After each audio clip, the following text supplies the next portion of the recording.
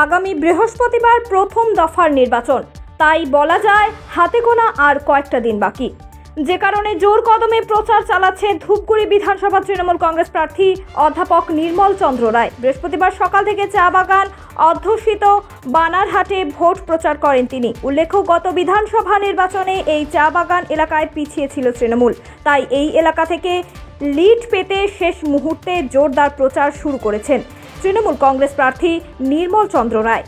এদিন চা বাগানগুলোতে ঢুকে শ্রমিকদের সঙ্গে কথা বলেন, তাদের অভাব অভিযোগের কথা শোনেন, পাশাপাশি রাজ্য সরকার চা বাগান শ্রমিকদের জন্য যা যা উন্নয়নমূলক কাজ করেছেন সমস্ত খতিয়ান তুলে ধরেন। এবার বানারহাটের চা বলয় থেকে এগিয়ে থাকবে তৃণমূল বলে আশাবাদী তৃণমূল কংগ্রেসের প্রার্থী নির্মল চন্দ্র রায়। দেখা গেছিল এই চা বাগান করতে ছিল অনেকটা, সেই জায়গায় দাঁড়িয়ে কি মনে হয় এবার কি চা বাগানের মানুষ তৃণমূলের দিকে ফিরবে আবার?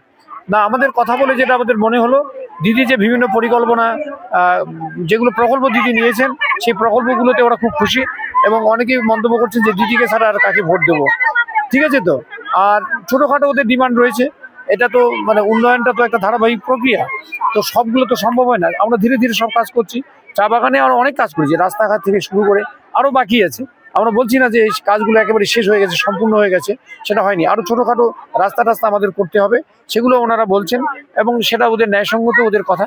এবং পরবর্তীতে আমরা সরকারে আসলে পরে বাকি কাজগুলো আমরা করবো ধীরে ধীরে।